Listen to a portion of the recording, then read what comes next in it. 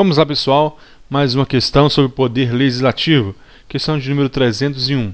O Senado Federal reúne-se-á. Qual a resposta correta? Muito bem, se você marcou a letra D, anualmente de 2 de fevereiro a 17 de julho e de 1º de agosto a 22 de dezembro. É o texto do artigo 57 da Constituição. Grave esses números para ficar fácil de guardar. 2, 17, 1º e 22. Porque a questão pode colocar aqui 3 de fevereiro, 4 de fevereiro, 19 de julho. Então guarde 2, 17, 1º e 22. 1º de agosto e 22 de dezembro. Este é o texto da nova redação. Olha como isso já caiu em prova, olha. O Congresso Nacional reúne-se-á anualmente do dia 15 de fevereiro a 30 de junho e 1º de agosto a 15 de dezembro. Está errado porque as datas são 2, 17, 1º e 22. Agora, a segunda parte da questão está errada. Contudo, quando cair aos sábados, domingos ou feriados, as reuniões marcadas para essas datas serão transferidas para o primeiro dia útil subsequente. Se o dia 2 de fevereiro cair no domingo, então vai dar início à sessão legislativa no dia 1º. Esse período aqui é chamado de sessão legislativa.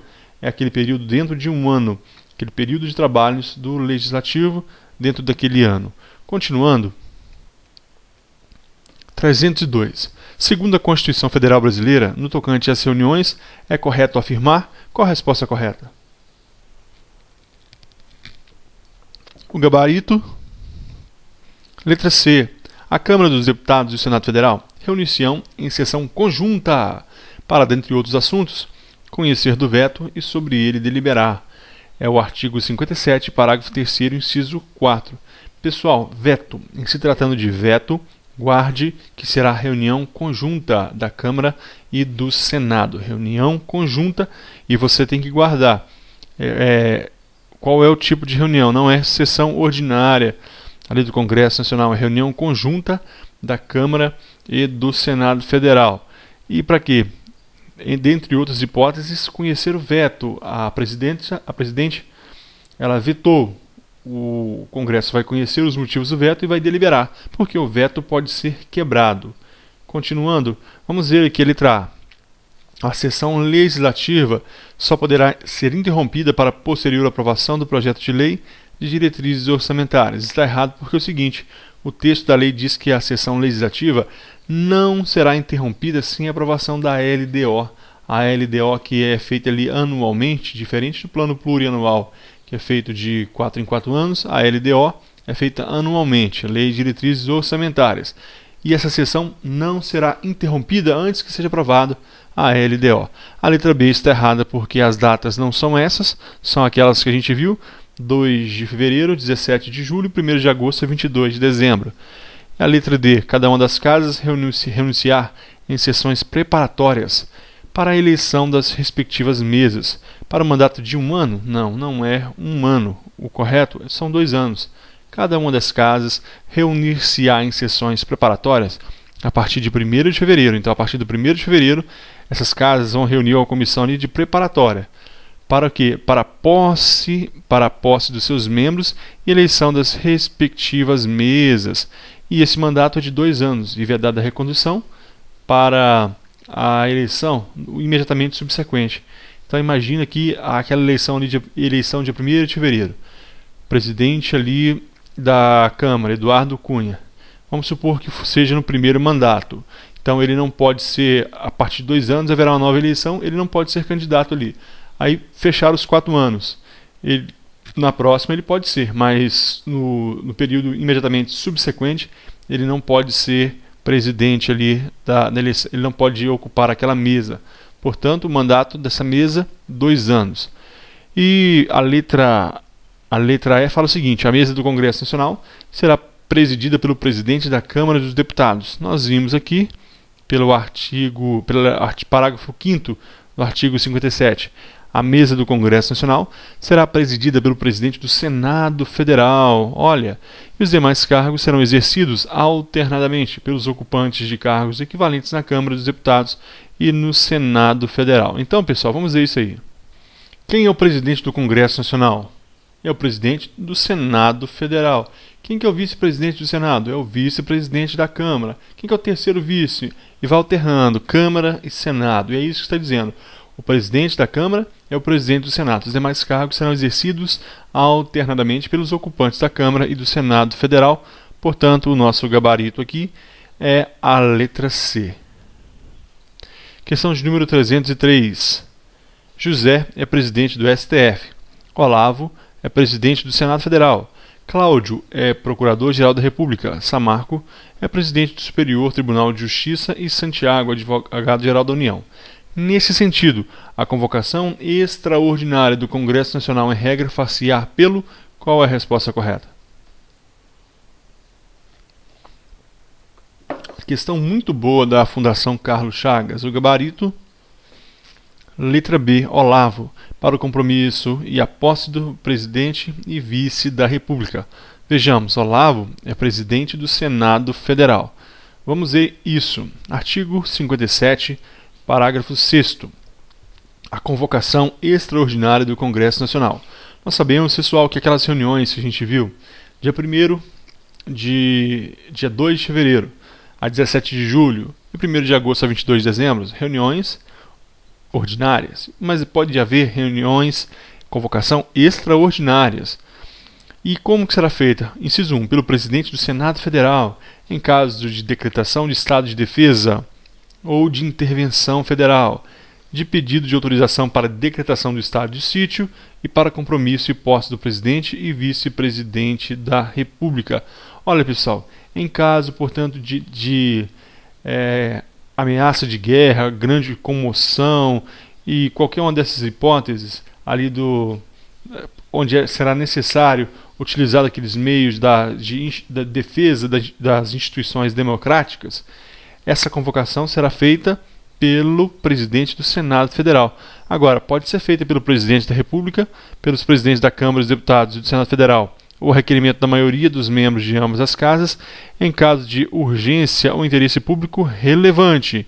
Em todas as hipóteses desse inciso, comprovação da maioria absoluta de cada uma das casas.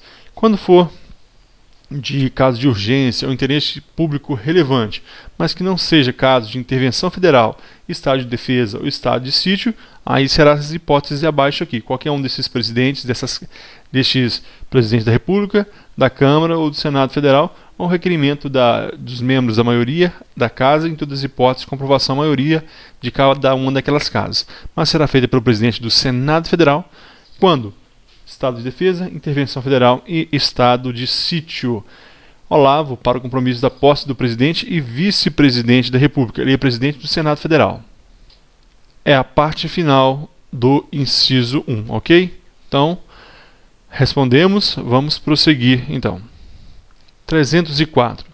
Na sessão legislativa extraordinária, o Congresso Nacional somente deliberará sobre as matérias que constem da pauta da convocação. Entretanto, se houver medidas provisórias em vigor na data da convocação, serão elas automaticamente incluídas no rol das matérias a serem apreciadas. Certo ou errado? Muito bem, se você marcou.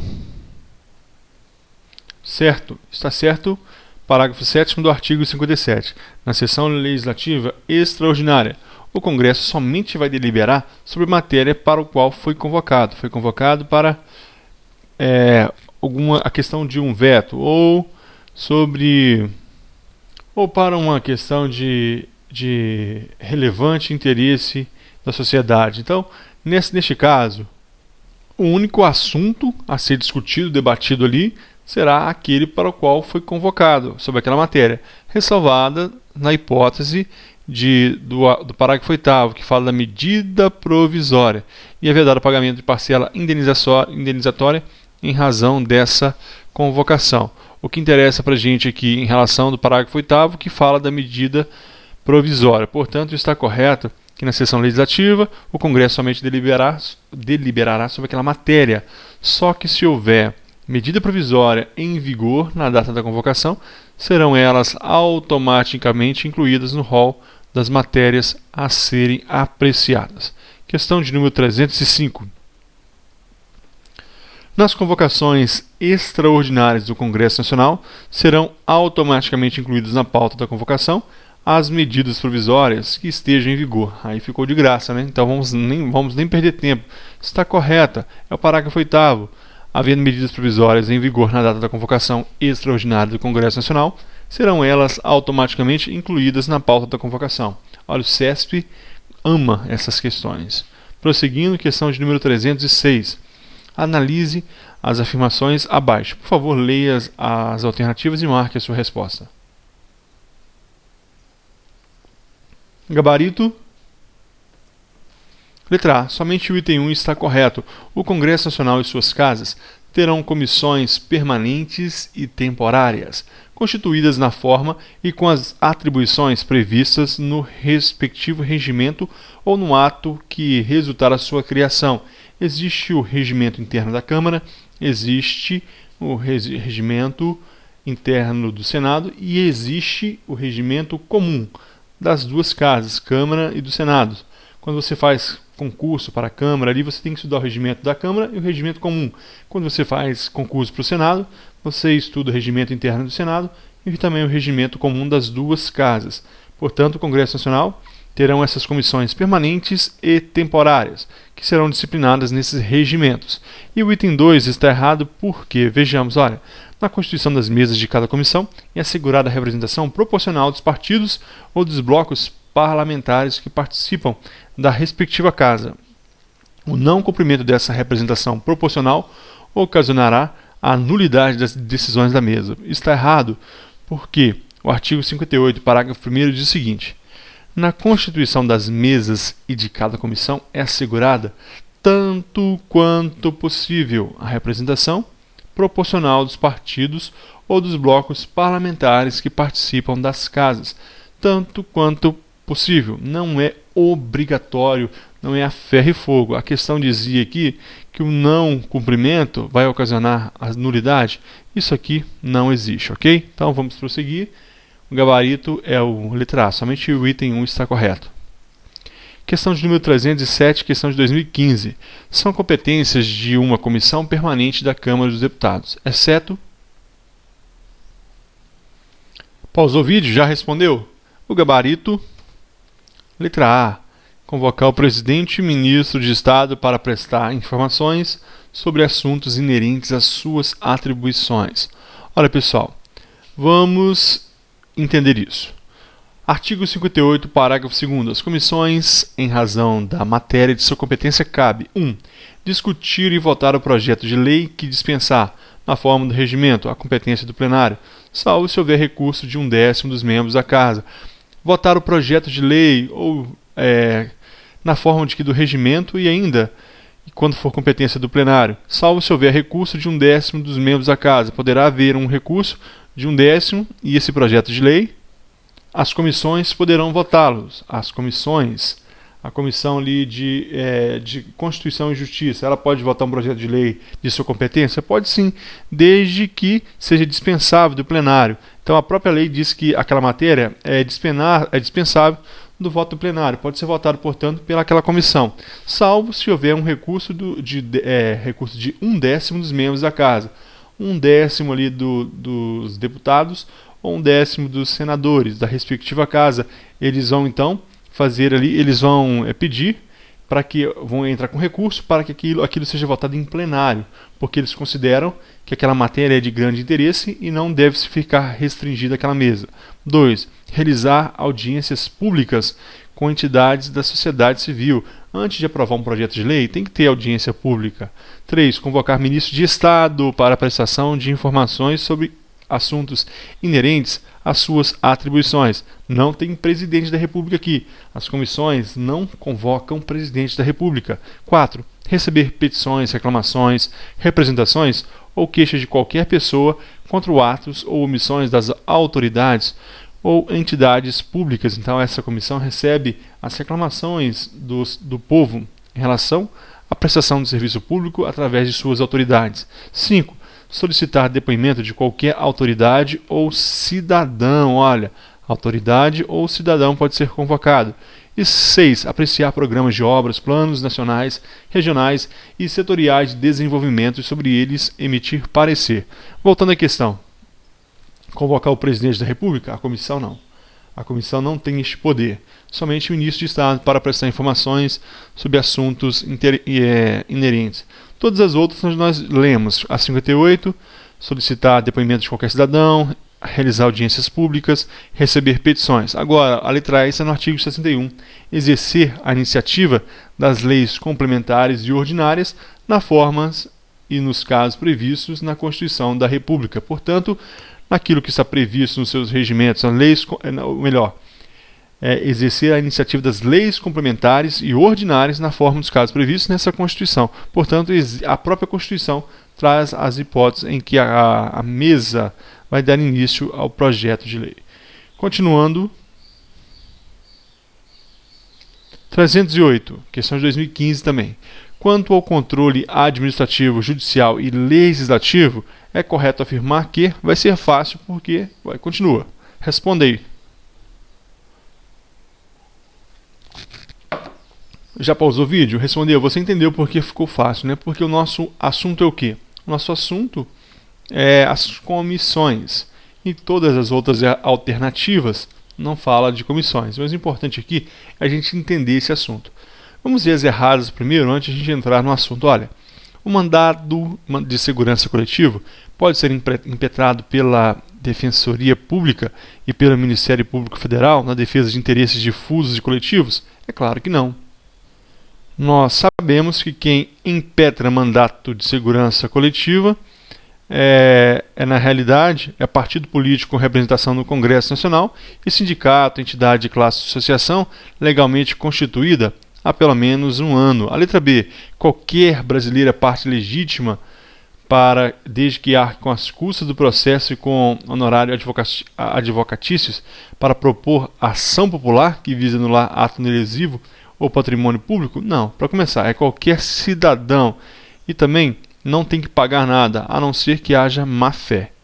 Ele está livre desses ônus, livre de ônus de custas judiciais. A letra C é o gabarito. A letra D é controle externo. Olha, Tribunal de Contas, quando fiscaliza as contas do Poder Legislativo, realiza controle externo e não controle interno. E a letra E, anulação dos atos administrativos, diferentemente da revogação, tem eficácia ex tunc, até isso está certo. E atribuição exclusiva do Poder Judiciário? Não. A atribuição da própria administração ou o judiciário quando provocado. A própria administração pode anular seus próprios atos quando derivado de vício ali de ilegalidade. Tranquilo? E a letra C, por que é o nosso gabarito? As comissões parlamentares de inquérito que terão poderes de investigação próprio das autoridades judiciais, além de outros previstos nos regimentos das respectivas casas, serão criados pela Câmara dos Deputados e pelo Senado Federal, em conjunto ou separadamente, mediante requerimento de 1/3 de seus membros, guarde essa fração de 1/3, hein? Já caiu várias vezes em prova com outra fração, para apuração de fato determinado e por prazo certo, sendo as suas conclusões, se for o caso, encaminhadas ao Ministério Público para que promova a responsabilidade civil ou criminal dos infratores. Artigo 58, parágrafo 3º. Antes de comentar, vamos resolver outra questão feita, essa aqui foi pela Funiversa, agora uma outra pelo CESP.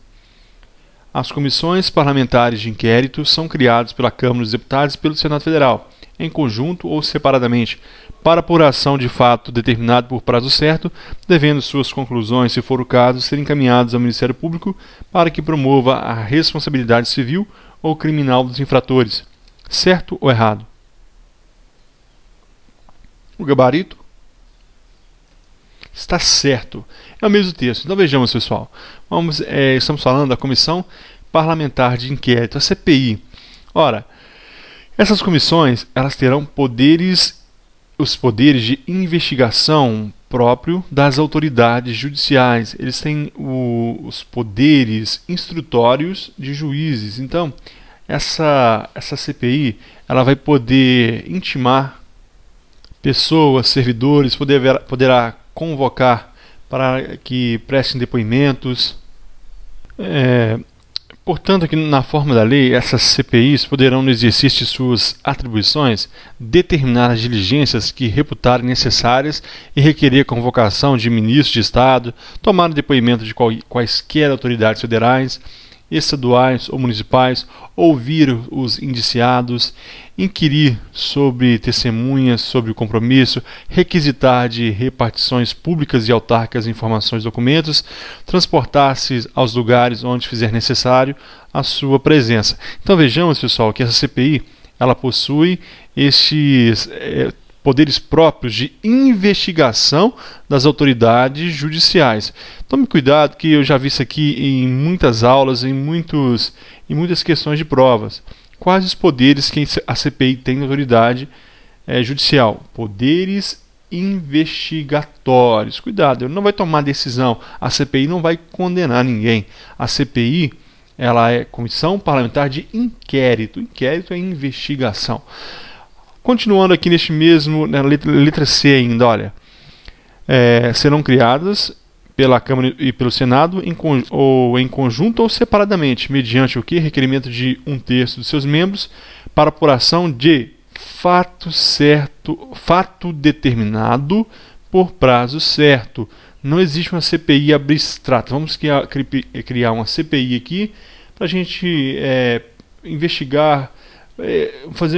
Vamos começar a investigar a administração pública geral. Não, é fato determinado. É para isso aqui, ó, CPI da Petrobras, CPI do Mensalão. É fato certo, é fato determinado e por prazo certo, sendo as suas conclusões, se for o caso, encaminhadas ao Ministério Público. Se apurarem ali indícios de que há crime, se naquela investigação eles escolherem matérias, provas que possam levar a uma condenação. Então encaminha ao Ministério Público para que promova a responsabilidade civil ou criminal dos infratores. Tranquilo? Essa é a resposta correta, é a CPI. Continuando, questão de número 309. As comissões parlamentares de inquérito são criadas pela Câmara dos Deputados e pelo Senado Federal, em conjunto ou separadamente, para apuração de fato determinado e por prazo certo, devendo as suas conclusões, se for o caso, serem encaminhadas ao Ministério Público para que promova a responsabilidade civil ou criminal. Nós já vimos essa questão, está certo. Agora é 310. Analise a afirmação que se segue. Durante o recesso legislativo, haverá uma comissão representativa do Congresso Nacional, eleita por suas casas na última sessão ordinária do período legislativo, com atribuições definidas no regimento comum, cuja composição reproduzirá, quando possível, a proporcionalidade da representação partidária. Certo ou errado? Se você marcou errado, você errou, está correto. Artigo 58, parágrafo 4º. Guarde essa parte final, cuja a formação dela, quanto possível, a proporcionalidade da representação partidária. Portanto, pessoal, dia 2 de fevereiro começa a sessão legislativa. Ela começa e vai até dia 17 de junho. Dia 17 de julho ele se reúne pela última vez. Começa ali o recesso parlamentar. Então, durante esse recesso legislativo, vai ficar fechado o Congresso Nacional? Não ficará fechado. Haverá uma comissão representativa do Congresso Nacional, eleita por suas casas na última sessão ordinária do período legislativo, com atribuições definidas no regimento comum. Então haverá as suas competências. Por quê? Imagine que o presidente encaminha uma coisa urgente lá, então tem que estar aberto. O motoboy lá do Congresso Nacional, lá da presidência, encaminha para o Senado Federal uma mensagem, lá para o Congresso Nacional, uma mensagem do presidente. E é uma questão urgente, então ele vai encaminhar para a mesa ali, para aquela comissão, que poderá convocar uma sessão extraordinária se for necessário. Para a nossa prova, nós temos que saber que haverá uma comissão representativa eleita por suas casas na última sessão ordinária do período legislativo. No último dia ali do período legislativo, última sessão, ela será eleita e as suas atribuições estará no regimento comum. Existe um regimento da Câmara, um regimento do Senado, um regimento interno e também o regimento comum. As atribuições estão lá nesse regimento. Terminamos aqui esse vídeo, pessoal. Eu aguardo você no próximo, em que nós falaremos do processo legislativo, emendas à Constituição, leis complementares, leis ordinárias, etc. Até a próxima.